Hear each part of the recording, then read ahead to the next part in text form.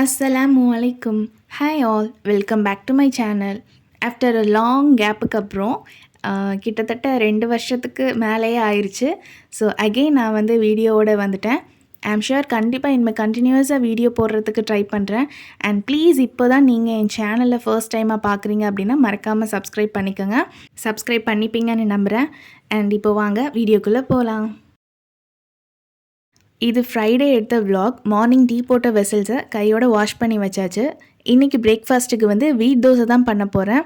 So மாவில் வந்து கொஞ்சம் பேக்கிங் சோடா ஆட் பண்ணுறதுனால மாவு ரெடி பண்ணிவிட்டு ஒரு 15 மினிட்ஸ் ரெஸ்ட்டு கொடுத்தோம் அப்படின்னா தோசை வந்து ரொம்ப சூப்பராக வரும்.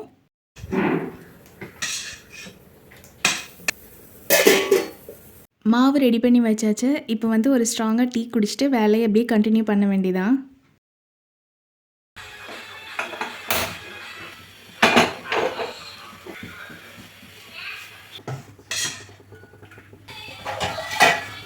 ஸோ தோசைக்கு சைட் டிஷ் வந்து எஸ்டர்டே நைட் பண்ண சிக்கன் குழம்பு கொஞ்சம் இருந்துச்சு. ஸோ அதை வச்சு மேனேஜ் பண்ணிட்டோம். ஆஃப்டர் மேரேஜ் நான் போஸ்ட் பண்ணுற ஃபர்ஸ்ட் லாங் வீடியோ இது. ஸோ 2 இயர்ஸ்க்கு அப்புறம் இன்றைக்கி ரொம்ப எந்துவாக மார்னிங்கே எழுந்திரிச்சு வீடியோ எடுக்க ஸ்டார்ட் பண்ணிக்கிறேன். ஹோப் கண்டினியூஸாக நான் வீடியோ போட்டுகிட்டே தான் இருப்பேன். நீங்கள் கொஞ்சம் லைக் பண்ணிவிட்டு வீடியோ பார்த்தீங்க அப்படின்னா எனக்கு ரொம்பவே மோட்டிவாக இருக்கும். தோசையை வீட்டில் உள்ளவங்களுக்கு சுட்டு கொடுத்துட்டு அப்படியே நானும் சாப்பிட்டு முடிச்சிட்டேன். இன்றைக்கி ஃப்ரைடே அப்படிங்கிறனால நான்வெஜ் தான் வந்து பண்ண போகிறேன். நைட் என்னோடய மாமன்லாம் வீட்டில் இருந்து கீ ரைஸ் வந்துச்சு. ஸோ நைட் சாப்பிட முடியாது அப்படிங்கிறதுனால ஃப்ரிட்ஜில் வச்சுட்டோம். ஸோ அதை இப்போ வந்து அவிச்சு எடுத்தோம் அப்படின்னா ரொம்ப ஃப்ரெஷ்ஷாக இருக்கும்.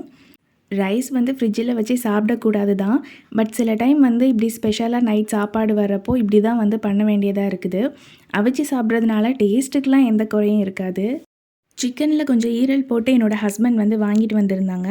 இப்போ நான் சொல்ல போகிற ரெசிபியை கண்டிப்பாக வீட்டில் ட்ரை பண்ணி பாருங்கள்.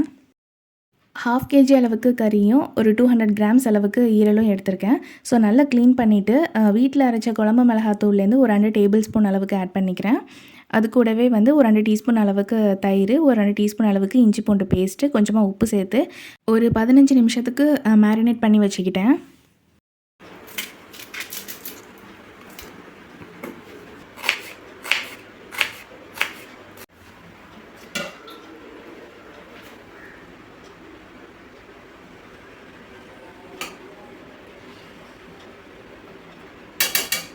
ஸோ ரைஸும் நல்லாவே வந்து அவிஞ்சு வந்துருச்சு. உங்களுக்கு வந்து வீடியோவில் பார்க்குறப்போவே தெரியும் எவ்வளோ ஃப்ரெஷ்ஷாக இருக்குது அப்படின்ட்டு. ஸோ இந்த ரெசிபி வந்து மண் சட்டியில் தான் வந்து பண்ணணும். அதில் பண்ணுறப்போ தான் வந்து டேஸ்ட் வந்து இன்னும் வந்து என்ஹான்ஸ் பண்ணி கொடுக்கும். ஸோ அதுக்கு தேவையான வெங்காயம், தக்காளி எல்லாமே நான் கட் பண்ணி வச்சுக்கிட்டேன். 3 டேபிள் ஸ்பூன் அளவுக்கு தேங்காய் எண்ணெயும் அண்ட் ஒரு 3 டேபிள் ஸ்பூன் அளவுக்கு நெய்யும் நான் வந்து எடுத்துக்கிட்டேன். ஸோ அதில் வந்து பட்டை, கிராம்பு, ஏலக்காய், மெயினாக வந்து கல்பாசி சேர்த்துக்கோங்க. ஸோ அதில் வந்து ஒரு 4 வெங்காயம். இந்த ரெசிபிக்கு வெங்காயம், தக்காளி வந்து கொஞ்சம் எக்ஸ்ட்ரா சேர்க்குற மாதிரி தான் இருக்கும். ஸோ வெங்காயத்தை நல்லா ஸ்லைஸாக கட் பண்ணிவிட்டு ஆட் பண்ணிக்கிட்டேன். 2 பச்சை மிளகாவை குட்டியாக கட் பண்ணி ஆட் பண்ணிக்கிட்டேன். ஸோ இந்தளவுக்கு வெங்காயம் வதங்கினதுக்கப்புறமா அதில் ஒரு 4 மீடியம் சைஸ் அளவுக்கு தக்காளி ஆட் பண்ணிவிட்டு நல்லா வந்து சாட்டே பண்ணி விட்டுருக்கணும். தக்காளி சேர்த்து ஒரு 2 நிமிஷத்துலேயே ஒரு 1.5 டீஸ்பூன் அளவுக்கு இஞ்சி பூண்டு பேஸ்ட் சேர்த்துட்டு நல்லா வந்து வதக்கி விட்டுட்டேன்.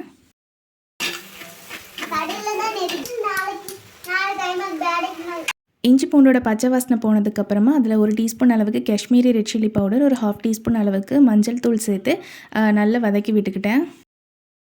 ஸோ வெங்காயம், தக்காளி எல்லாம் வதங்கி எண்ணெய் பிரிஞ்சு வர டைமில் மேரினேட் பண்ணி வச்சுருக்க சிக்கனை வந்து இது கூட ஆட் பண்ணிவிட்டு ஒரு நிமிஷம் அளவுக்கு நல்லா மிக்ஸ் பண்ணி விட்டுருங்க.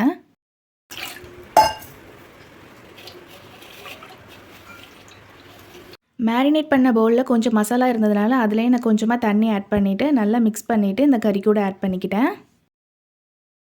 ஸோ அவ்வளோதான். இதில் மூடி போட்டு மூடி ஒரு 15 நிமிஷத்துக்கு மீடியம் ஃப்ளேமில் வந்து வேக வச்சு எடுத்துக்கலாம்.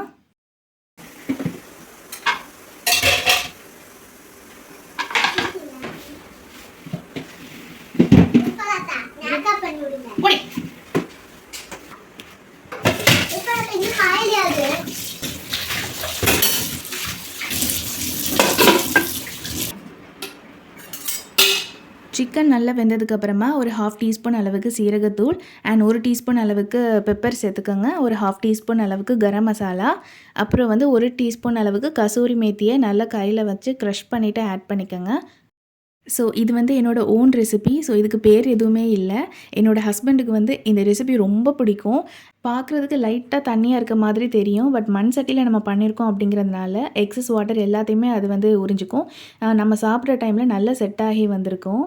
மண் சட்டியில் பண்ணியிருக்கோம். ப்ளஸ் நம்ம இதில் கோகோனட் ஆயிலாம் ஆட் பண்ணியிருக்கோம் அப்படிங்கிறதுனால ஃப்ளேவர் ரொம்ப ஆத்தென்டிக்காக இருக்கும். இப்போ நீங்கள் வீடியோவில் பார்க்குறப்போ தெரியுது எவ்வளோ செட் ஆகிருக்கு அப்படின்ட்டு. ஸோ கண்டிப்பாக இதே மாதிரி ட்ரை பண்ணி பாருங்கள். ஈரல் சாப்பிடாத பிள்ளைங்க கூட இந்த மாதிரி நீங்கள் செஞ்சு கொடுத்தீங்க அப்படின்னா கண்டிப்பாக சாப்பிடுவாங்க. ஸோ இது வந்து ஒரு மஸ்ட் ட்ரை ரெசிபின்னு தான் சொல்லுவேன். இந்த வீடியோ உங்களுக்கு பிடிச்சிருந்துச்சுன்னா மறக்காமல் லைக் பண்ணிவிட்டு சப்ஸ்கிரைப் பண்ணிவிட்டு எனக்கு சப்போர்ட் பண்ணுங்கள். அண்ட் உங்கள் ஃப்ரெண்ட்ஸ் அண்ட் ஃபேமிலி கூட கண்டிப்பாக இந்த வீடியோவை ஷேர் பண்ணிக்கோங்க. நெக்ஸ்ட் வீடியோவில் மீட் பண்ணுறேன். Until then it's bye from ஜில்ஃபா.